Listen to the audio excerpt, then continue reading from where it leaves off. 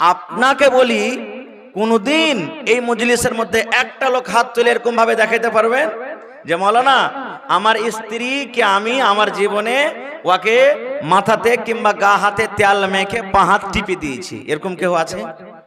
নেই। যদি আছে তো বলবে না, কারণ যদি আছে তো শরম লাগবে, হাত তুলিয়েন না, না তো তখন ওকে রাগাইবে। কি কে রাগাইবে?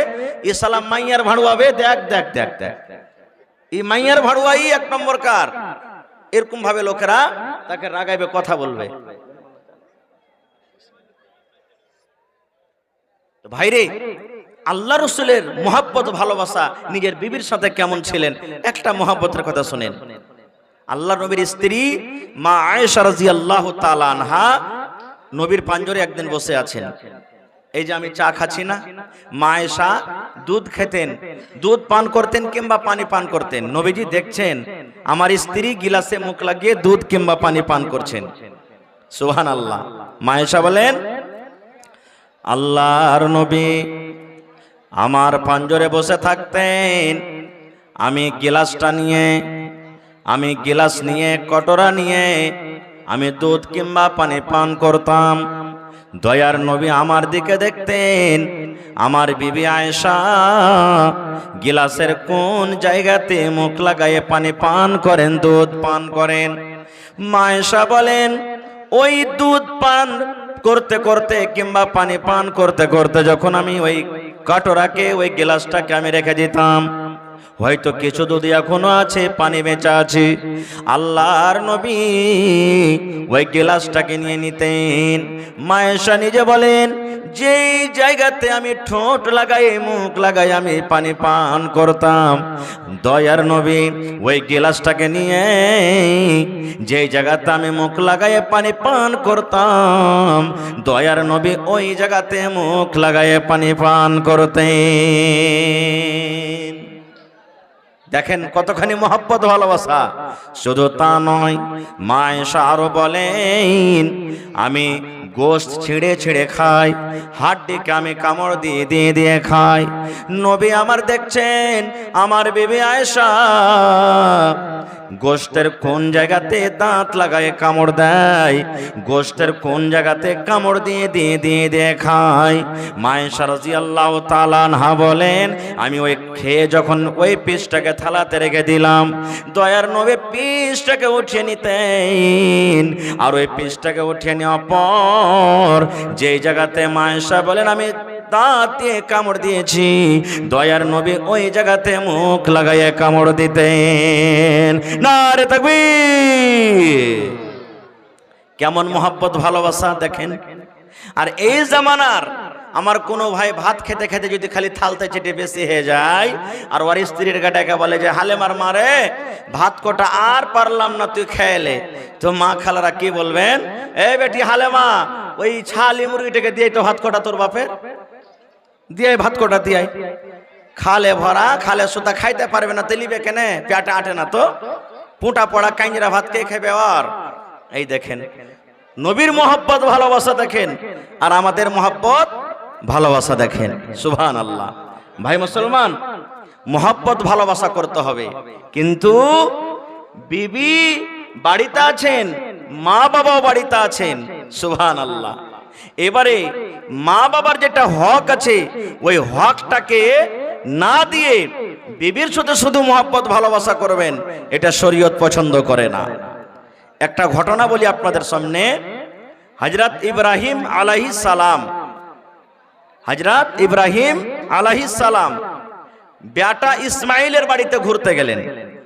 আমরা যেমন বেটার বাড়িতে ঘুরতে যাই, বেটা হয়তো এ গ্রামে আছে, মা বাপ অন্য গ্রামে আছে, এরকম হয় কি হয় না? তো বেটার বাড়ি ঘুরতে গেলেন, তো যেই টাইমে ঘুরতে গেলেন, বেটার বাড়ি বেড়াইতে গেলেন, ওই টাইমে কিন্তু ইসমাইল নবী বাড়িতে নেই, শিকারি গেছেন, মাঠে কামে কাজে গেছেন।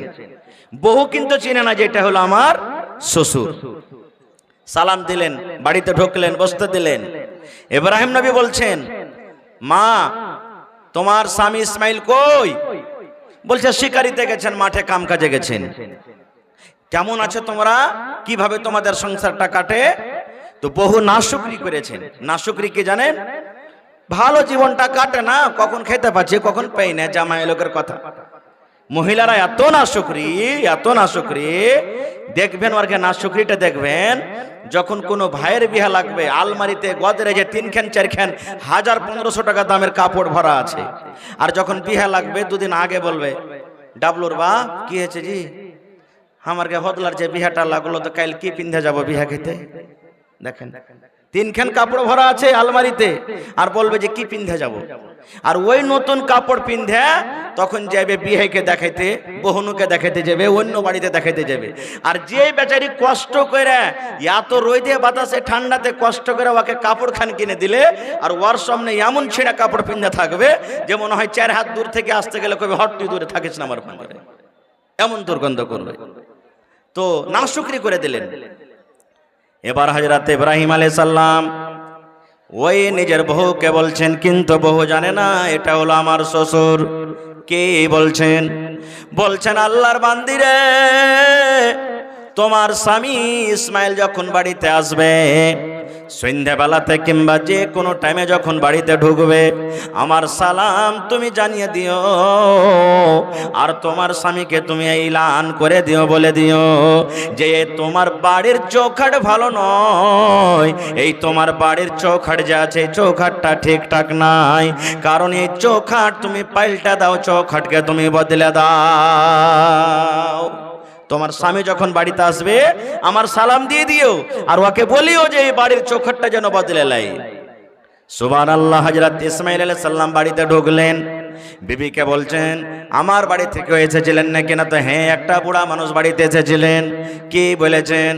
বলছে স্বামী গো, আপনার কথা বলেছেন যখন বাড়িতে আসবে আমার সালামটা তাকে জানিয়ে দিও, আর এই কথাটা বলে দিও এই বাড়ির চৌখাট ভালো নয়, এই দয়া করে যেন ইসমাইল এই চৌখাটটাকে পাল্টে দেয়। যখন কথাটা বললেন সুবহানাল্লাহ, হযরত ইসমাইল আলাইহিস সালাম বলছেন বিবি রে, যে বুড়া লোকটা আমার বাড়িতে এসেছিলেন সে কোনো অন্য মানুষ নয় রে, অন্য কোনো লোক নয়, সেটা হলেন আমার আব্বাজান, সেটা হলেন আমার আব্বাজান, সেটা হলেন আমার আব্বাজান ইব্রাহিম নবী খলিলুল্লাহ, সেটা হলেন আমার আব্বাজান। এই আমার ভালোবাসা বিবি শুনে নাও, তোমার ব্যবহারে, তোমার চরিত্রতে, তোমার আখলাকে আমার আব্বাজান খুশি হয়নি, আমার আব্বাজান নারাজ হয়ে গেছেন, তোমার চরিত্রটা আমার আব্বাজানকে ভালো লাগেনি, এই জন্য আমাকে আদেশ করেছেন যে এই বাড়ির চৌখাট পাল্টে দিও। চৌখাট বলতে বিবিরে তুমি, তোমাকে তালাক দেওয়ার কথা আমার আব্বাজান বলে গেছেন। বাড়ির চৌখাট হলে তুমি, তোমাকে তালাক দেওয়ার কথা বলেছেন, যাও তোমাকে তালাক দিয়ে দিলাম, তুমি বাপের বাড়িতে চলে যাও। এই দেখেন সুবহানাল্লাহ, কেমন ছিলেন বাপ আর কেমন ছিলেন বেটা, যে বাপ বেটার কথা শুনে নিলেন আর বুঝে নিলেন যে চৌখাটের মানে কি আল্লাহুস সামাদ। আর আমাদের বাপ বেটার রিশতা, মোহব্বত, ভালোবাসা কেমন জানতে পারছেন? তাই তো কবি বলছেন বাপ কা বেটা সরস কা ঘোড়া কুছ নাই তো থোড়া থোড়া। বাপ যেমন হবে বেটা তেমন হবে। গ্রামের যদি মোড়ল ভালো হয় ওর পর্যা ভালো হবে, দেশের রাজা ভালো হয় পর্যারা ভালো হবে। বাপ ভালো হইতে গেলে অবশ্যই বেটারা ভালো হবেন, বেটারা ভালো হবে না, খারাপ হবে কিন্তু সবই খারাপ হবে না। যেমন একটা গল্প বলছি, হাদিস কোরআনের কথা নয় এটা, হাদিস কোরআনের এটা কথা নয়, এটা একটা গল্প বুঝার জন্য বলছি। একটা ছেলে রাস্তা দিয়ে হাঁটছে, হাঁটতে হাঁটতে হাঁটতে হাঁটতে দেখেন যে আপনার লাভা স্টেশন, নাকি লাভা স্টেশনে একটা দোকানে খুবই ভিড়, নাস্তার দোকানে খুব ভিড়, এত ভিড় যে দোকানদার মানে আরাম পাই না যে কখন আমি আরাম করবো, এত ভিড়। ছেলেটা পড়ালেখা ছেলে, ব্যাগ ঘাড়ে আছে। একটা লোককে বলছেন যে হ্যাঁ রে ভাই দোকানে ভিড় কিসের হয়েছে?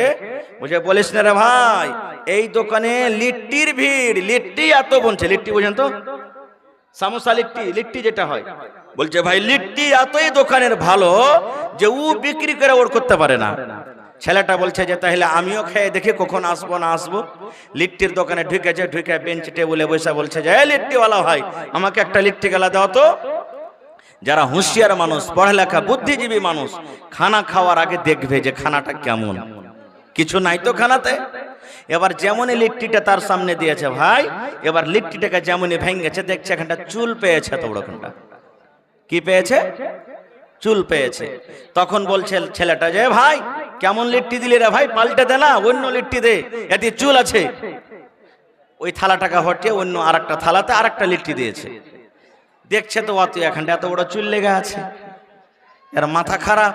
বলছে হ্যাঁ রে ভাই ভালো লিট্টি গেলা দেনা রে ভাই, কেমন তুই লিট্টি দিচ্ছিস, এতেও যে চুল আছে। থালাখানটাকে হটিয়ে আবার একটা লিট্টি দিয়েছে। দেখছে তো তুই এখানটা চুল লেগে আছে।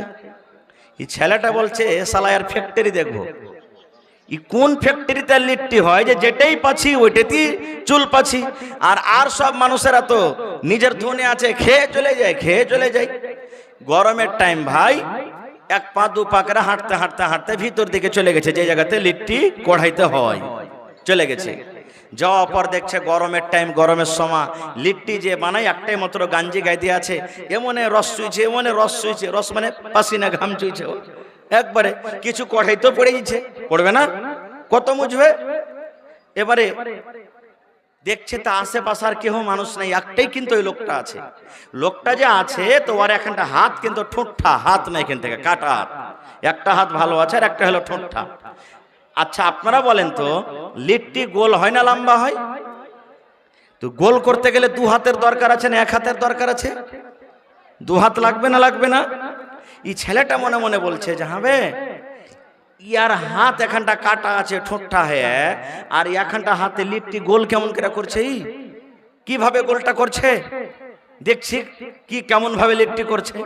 আটা সানা আছে ভাই, তেল যখন গরম হয়ে গেছে লিট্টি ছাড়বে, একটুখানি আটা লিয়া বগলটাকে উঠিয়ে মারছে দেবো না তেল ছাড়ছে, একটুখানি আটা লিয়ে ওপরে বগলটাকে মারছে দেবো না তেল ছাড়ছে। এই দু চারটা যখন ছাড়া হয়েছে, সুবহানাল্লাহ, এই গরমের টাইম বগলখানটাকে এরকম ভাবে উঠিয়ে একবারে ঘাসার মাসার শুরু করে দিয়েছে। এবার ছেলেটা দেখছে তো ওর বগলে 3 ইঞ্চি 4 ইঞ্চি লম্বা লম্বা উলার খেড় লেগে আছে। তখন মনে মনে কইছে ছেলেটা যে আর লিট্টিতে চুল থাকবে না তো থাকবে কি, কি থাকবে? মুসলমান ভাই রে, এই ঘটনা শুনে আপনারা হাসলেন, বলার উদ্দেশ্যে বন্ধু আজকে যত আমরা এখানে লোকজন বসে আছি, বেয়াদবি হতে গেলে ছেলে ভাই মনে করে মাফ করবেন। মুসলমানের ঘরে জন্ম নিয়েছি, মুসলমানের ঘরে আমাদের জন্ম, আমরা শরীয়ত মানি, ইসলাম মানি। দেখবেন কত মুসলমান ভাই এমন আছেন ওর গাঞ্জি জামা খুলে চেক করেন, কত ভাই এমন আছে বগলে লম্বা লম্বা হয়ে চলে গেছে, আছে না নেই? ইয়ার মানে বোঝা গেল এটা বাবার কমি আছে, এটা হলো বাবার ভুল। ওই বাবা এই ঘাসিয়াঘাট মাদ্রাসা, এই মাদ্রাসার মতন যদি মাদ্রাসাতে যদি ছেলেরাকে দিত, আমার মৌলানা যে বসে আছেন সভাপতি সাহেব, এরকম মৌলানার হাতে যদি ছেলের হাত কান ধরিয়ে দিত, ওই ছেলেটা নবীর হাদিস পড়ত, ওই ছেলেটা কোরআন পড়ত, ওই ছেলেটা শরীয়ত পড়ত, আর ওই ছেলেটা জানত যে বগলে লম্বা করে চুল রাখতে হয় না। আল্লাহর নবী বলেছেন উম্মত তোমার যখন কুনি বড় হয়ে যাবে, 8 দিন 10 দিনে তুমি কুনিকে কেটে কেটে ছোট করে নাও, এই মোচটাকে তুমি কেটে ছোট করো, এই দাড়িগুলাকে তুমি বড় করে দাও, আর বগলে তোমার যে চুল হয়েছে এই 15 দিন 20 দিনে 10 দিনে তুমি চুলগুলাকে সাফ করে নাও। নবী বলেছেন উম্মত রে, নর হোক কিংবা নারী হোক, নাভির তলাতে নাভির নিচেতে সারামগার গোড়াতে যে চুলগুলা হয়, লজ্জাস্থানে যে চুলগুলা হয়, 40 দিনের আগে আগে কেটে আপনাকে সাফ করতে হবে। যদি 40 দিন পার করে যায় আর আপনি যদি চুলগুলাকে সাফ না করেন, আপনার দ্বারাতে পাপ হয়ে যাবে, গুনাহ হয়ে যাবে। নারে তাকবীর। কেন বললাম যে এখানে বাপের ভুল আছে, বাপের দোষ আছে। দেখবেন আগেকার মায়েরা খালারা আল্লাহর রহমতে এখন মেলা কিছু সহি কাজে আমরা করছি বা সুধরে গেছে। 10 বছর 15 বছর যত বাপজি পিন্ডালে মায়েরা খালারা আছেন, দেখবেন ছেলেরা যখন আইগিনাতে পেশাব করতে রাতের বেলা তিনি যেত, তখন ওরা একটা দোয়া শিখাইতো।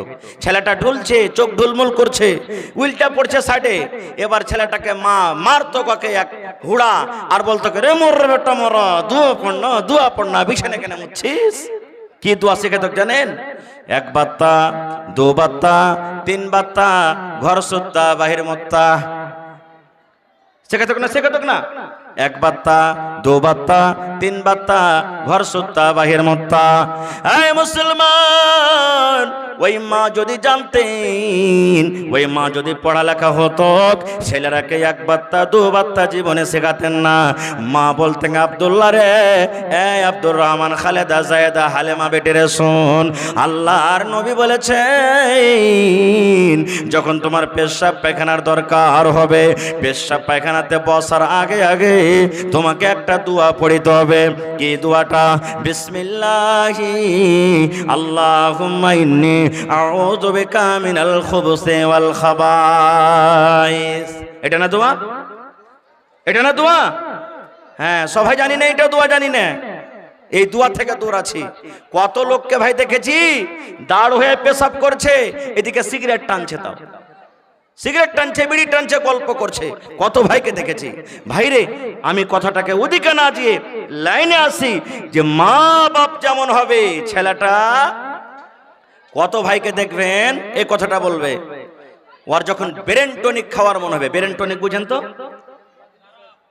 জি না, ব্রেন টনিক ইয়ার নাম হলো, যাকে আমরা খাইনি বলি, ইয়ার নাম আমি ব্রেন টনিক রেখেছি। লিভার টনিক হয়, মেলাই টনিক হয়, ব্রেন টনিক। দেখবেন ভাইরা যারা খাইনি খেয়েছে না, এর ব্রেন কাজ করবে না, আমি নিয়ে এক চুটকি তখন দেখছি কাজ কেমন করে হয়েছে, দেখছি। এর নাম ব্রেন টনিক।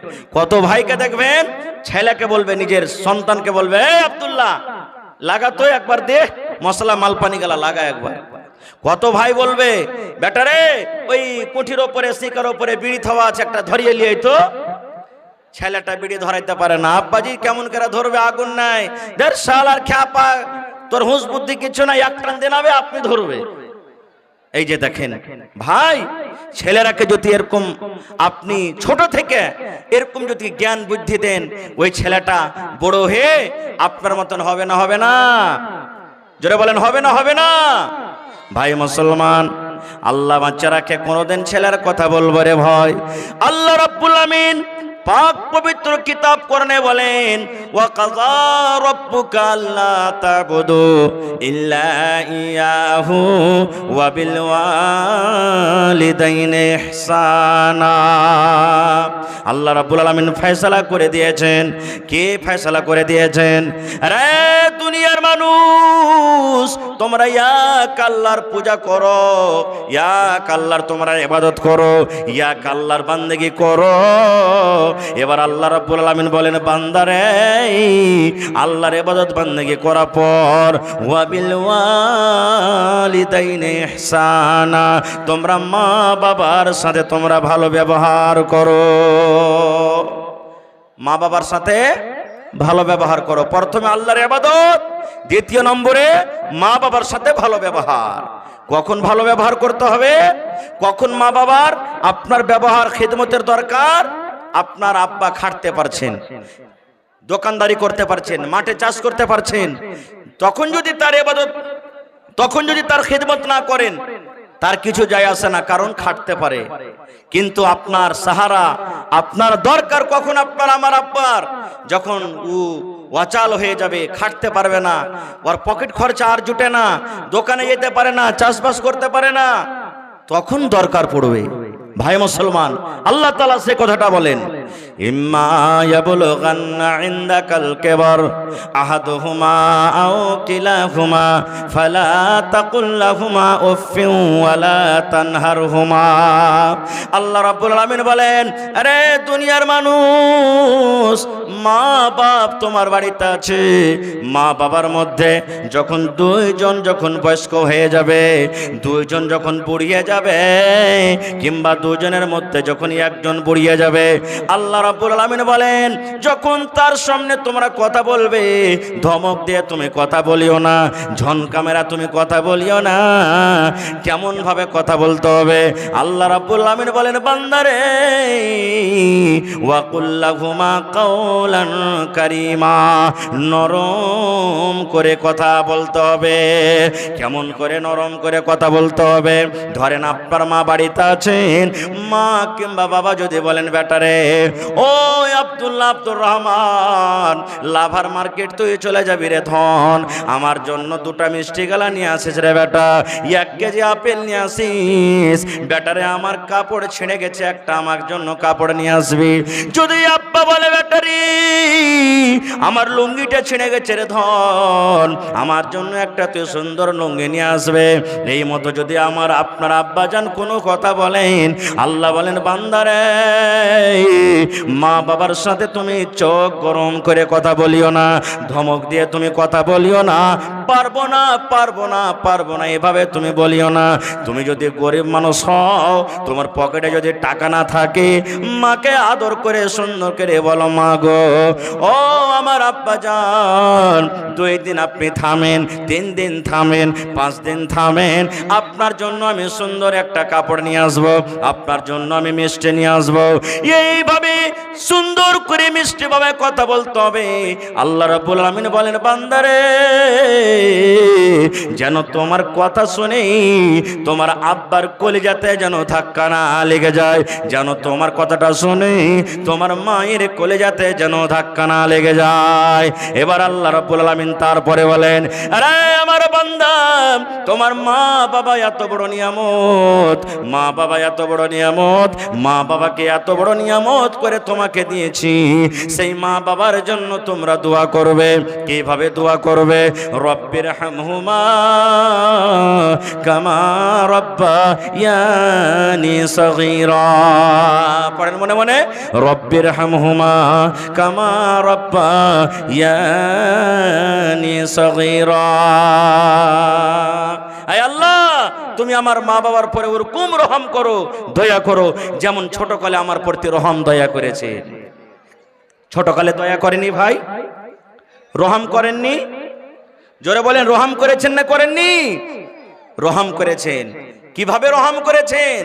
ওরে সুবহানাল্লাহ, যখন দুনিয়াতে আমরা এসেছি আমাদের মুখে কথা ছিল না, শুধু কান্না ছাড়া, কান্না ছাড়া কোনো কথা মাকে মা বলে ডাকতে পারতাম না। ও মা ভোক লেগেছে খেতে দাও, মা পায়খানা করেছি কিংবা পায়খানা করব, এই মতো আমরা কথা বলতে পারতাম না। ওরে সুবহানাল্লাহ, আল্লাহ রাব্বুল আমিন মা বাবাকে আমাদের জন্য এত বড় নিয়ামত দান করেছেন রে বন্ধু। আমার মা আপনার মা যখন বাড়িতে কোনো কাম কাজ করতেন, হয়তো গলি ঝাড়ু দিচ্ছেন, রুটি করছেন, রান্না বান্না করছেন, আমাকে আপনাকে ঝোলনাতে বিছানাতে শুতিয়ে রেখেছেন। এবারে মার কিন্তু টান লাগা আছে, আমার আব্দুল্লাহ খালেদা জায়েদা বিছানায় ঘুমিয়ে আছে, কখন উঠে যাবে কানবে। ওরে সুবহানাল্লাহ, কাজ করতে করতে প্যাক করে একটু কান্দন দিয়েছি, মা দুনিয়ার সমস্ত কাজকে ছেড়ে আমার আপনার জন্য দৌড়াতে দৌড়াতে এসে হাজির হয়ে গেছেন। মা আমাকে আপনাকে জড়িয়ে কোলে নিয়েছেন, আমার আব্দুল্লাহকে ভোক লেগেছে রে, আমার খালেদা জায়েদাকে ক্ষুধা লেগেছে, মা দুধ পান করালছেন। এ ভাই মুসলমান, তাই আল্লাহর নবীর দরবারে একজন সাহাবী এসে নবীকে প্রশ্ন করলেন, ইয়া রাসূলুল্লাহ, আল্লাহর নবী গো, মা বাবা আমার বাড়িতে আছে গো নবীজি, মা আমার আব্বাই আমার, মা বাবার মধ্যে কার আমার উপরে বেশি হক, আমার উপরে কার বেশি হক, মায়ের হক না আব্বার হক? আল্লাহর নবী বললেন সাহাবী রে, উম্মুকা তোমার মায়ের হক। একজন সাহাবী বলছেন মান আহাক্কু বিহুসনি সাহাবাতি, আল্লাহ রাসূল আমার উপরে আমার মার কিংবা বাপ এই দুজনের মধ্যে কার বেশি হক? আল্লাহ রাসূল বললেন উম্মুকা তোমার মায়ের হক। আবার সে সাহাবী বলছেন ইয়া রাসূলুল্লাহ তারপরে কার হক? নবী আবার বললেন উম্মুকা তোমার মায়ের হক। আবার সে সাহাবী প্রশ্ন করলেন ইয়া রাসূলুল্লাহ এইবারে কার হক? আবার নবী বললেন উম্মুকা তোমার মায়ের হক। এবার চতুর্থ নম্বরে সে সাহাবী প্রশ্ন করলেন ইয়া রাসূলুল্লাহ এবার কার হক? এবার নবী বললেন সাহাবী রে, আবুকা তোমার আব্বার হক। তাইলে 3 বার একবার মায়ের হক দিয়ে দিলেন, একবার আব্বার হক দিলেন। বন্ধুরা, তবে এই কথা আমাদেরকে বুঝতে হবে না যে মার বেশি হক, মায়ের খেদমত করব, মার কথা শুনবো, মার কথা মানবো, কিন্তু আব্বার কথা শুনবো না, আব্বার কথা মানবো না, কারণ আব্বার হলো হক কম। এরকম আমাদেরকে বোঝা নিতে হবে না, কারণ আল্লাহ রাব্বুল আমিন মা বাপ দুজনের খেদমত করার কথা বলেছেন, মা বাবার দুজনের খেদমত করার আদেশ করেছেন। এই জন্য এক নজরে আমাদেরকে দুজনকে দেখতে হবে। ভাই মুসলমান, মার হক এই জন্য বেশি হয়ে গেল। ওরে সুবহানাল্লাহ, দুনিয়াতে আমরা যখন আসি, যেই দিন আমি মায়ের পেটে যেই দিন গর্ভধারণ করলাম, ওরে সুবহানাল্লাহ, আপনারা জানেন বাড়িতে যারা স্ত্রী আছে, স্ত্রীর কষ্ট আমরা দেখি। মায়ের কষ্ট তেমনই হয়েছে আজকে যেমন আমাদের স্ত্রীর কষ্ট হয় যেই দিন সন্তান পেটের ভিতরে আসি। যেমন যেমন দিন যায়, হায়রে মায়ের কষ্ট কিন্তু বেড়ে যায়, বাড়ে কি বাড়ে না। দিন গেল, মাস গেল, মার শরীরটা ভালো ভারী হয়ে যায়, মা বাড়ির কাম কাজ কিন্তু করতে পারে না, মা ভালোভাবে ঝাড়ু দিতে পারে না, মা বাড়িতে কাজ কাম করতে পারেন না, মার কত অসুবিধা হয়। হায়রে মা পেশাব পায়খানা ভালোভাবে করতে পারে না। যখন মায়ের পেটে 4 মাস 5 মাস 6 মাস আমাদের সময় হয়ে যায়, মা সারাদিন কাম কাজ করার পর সন্ধ্যাবেলাতে থালাতে করে মুড়ি নিয়ে, ভাজা নিয়ে, রুটি নিয়ে, ভাত নিয়ে খেতে বেজে যে আল্লাহ রে আল্লাহ, এরকম টাইমে এরকম সময়তে সারাদিনের না খাওয়া মানুষ খেতে বসেছেন। মায়ের পেটে এমন একটা জোর করে ধাক্কা দিয়ে দিলাম, মায়ের পেটে পা দিয়ে এমন করে জোর করে একটা হোড়া দিয়ে দিলাম। হায়রে আমার দরদিনী মা, মা সারাদিনের কাজ করা মানুষ, না খেয়ে মা চোখ দিয়ে ঝরঝর করে পানি ঝরাতে ঝরাতে মা শুয়ে গেলেন। শুধু তা নয় রে ভাই, যেই দিন দুনিয়াতে আমরা এসেছি, হায় মায়ের কষ্ট এমন একটা ব্যথা আছে, মা দোয়া করেন আল্লাহ রে মরে যাওয়া ভালো, কিন্তু এরকম আর কষ্ট আমি সহ্য করতে পারি না রব্বুল আলামিন। মায়ের মরণ থাকে একদিকে, মায়ের জীবন থাকে একদিকে। এই মতো অবস্থাতে মা দোয়া করেন, মাবুদ তুমি আমাকে যদি মত করো আমি মরে যাব, দুনিয়া থেকে চলে যাব, কিন্তু আল্লাহ জি আমার সন্তানকে তুমি সহি সালামত রাখো। সুবহানাল্লাহ। এ ভাই মুসলমান, দুনিয়াতে এলাম, হাই মায়ের কষ্ট, মা রক্তে রক্তিত হয়ে গেলেন।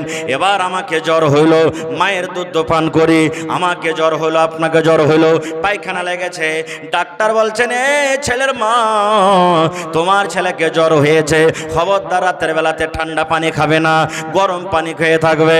এই ছেলের মা, তোমার ছেলেকে পায়খানা ধরে নিয়েছে, তুমি মাছ মাংস খাবে না, ডিম খাবে না, তোমাকে সবজি দিয়ে তরকারি দিয়ে ভাত খেতে হবে। মুসলমান রে, দুনিয়াতে আমি কষ্ট পেয়েছি, আপনি কষ্ট পেয়েছেন, কিন্তু সাথে সাথে আমার মাও কষ্ট পেয়েছেন।